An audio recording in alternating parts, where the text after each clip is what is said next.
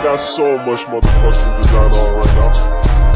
Bring it down, bring it down, make it clap. I got 3 old thoughts, I'm wild, bitches on my line, and you know. Assalamualaikum warahmatullahi wabarakatuh. Perkenalkan, nama saya Suci Anggraini. Saya dari kelas 11 TKP.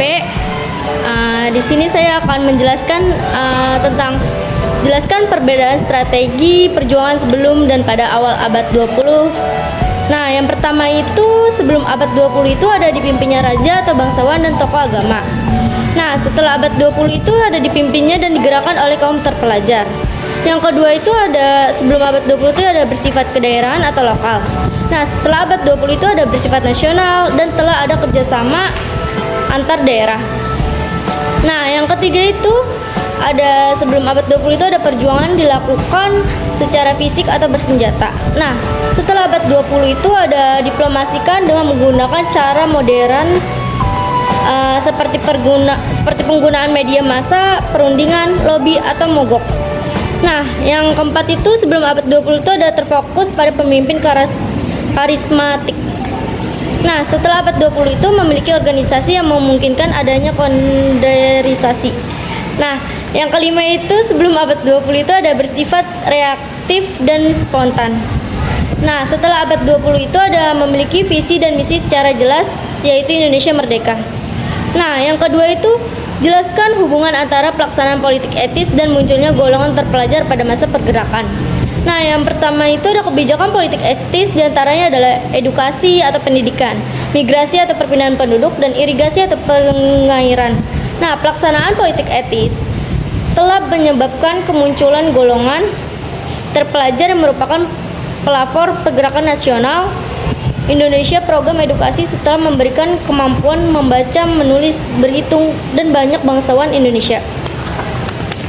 Nah, yaitu ada meskipun tidak semua golongan masyarakat mendapatkan kesempatan sekolah hingga ke jenjang yang tertinggi, dengan kemampuan itu mereka banyak membaca, saling bertukar pikiran, bahkan muncul keinginan melanjutkan pendidikan yang mendorong munculnya kesadaran nasional di dalam diri bangsa Indonesia atau REF.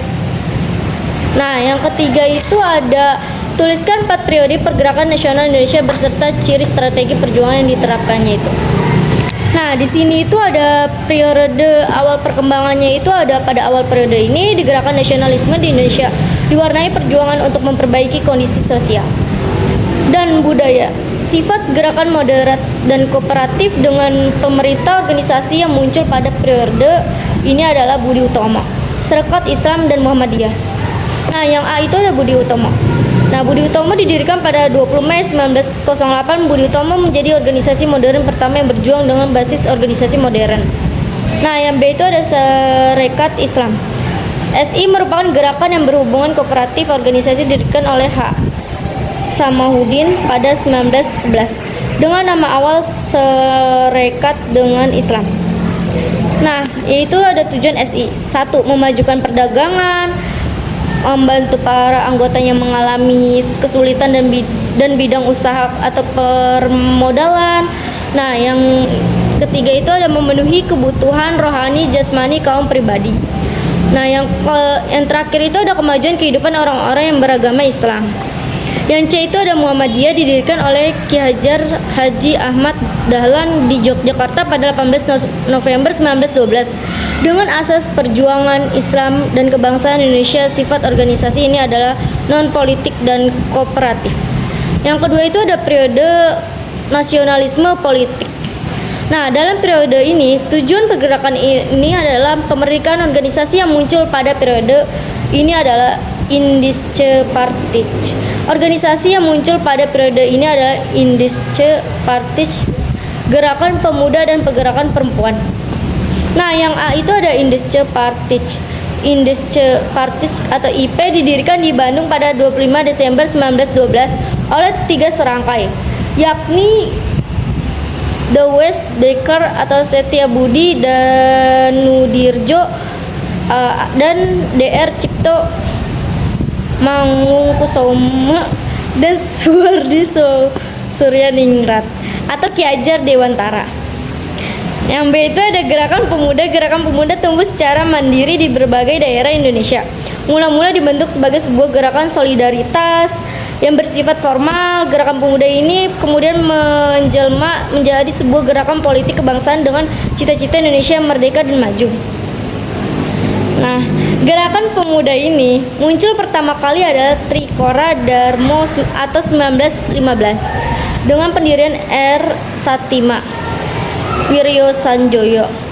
Kemudian dikembangkan dalam 3 tujuan TK sebagai berikut.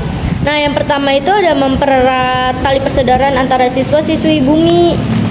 Nah, yang putra pada sekolah menegak dan perguruan kejuruan. Nah, yang kedua itu ada menambah pengetahuan umum bagi para anggotanya. Nah, yang C itu ada membangkitkan dan mempertajam perangan untuk segala bahasa dan budaya. Nah, yang ketiga itu ada periode radikal. Dalam periode ini, pergerakan nasionalisme di Indonesia ditunjukkan untuk mencapai kemerdekaan. Beberapa organisasi dan gerakan yang berkembang pada periode ini adalah Perhimpunan Indonesia, PKI, dan PIN. Nah, yang keempat itu ada periode bertahun. Dalam periode ini, gerakan nasionalisme di Indonesia lebih moderat dan penuh pertimbangan. Pada periode ini, diwarnai dengan sikap pemerintah Belanda yang sangat reaktif sehingga organisasi pergerakan lebih berorientasi Belanda. Beberapa organisasi dan gerakan yang berkembang dalam periode adalah Parindra, Gerindo, GAPI, dan Fraksi Nasional. Pergerakan nasionalisme dan pengaruh kolonialisme terhadap bangsa Indonesia. Nah, pergerakan nasional itu menyebut satu fase dalam sejarah Indonesia, yaitu